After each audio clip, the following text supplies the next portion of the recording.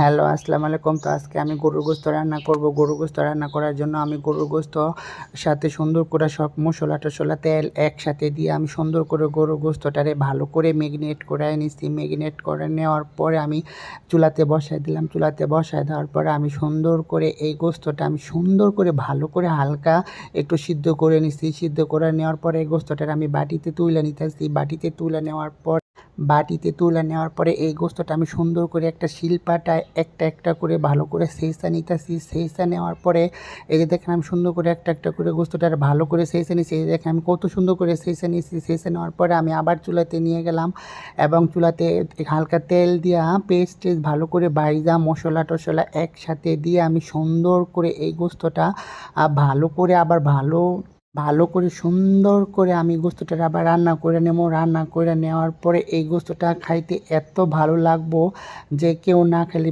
বিশ্বাসই করব না।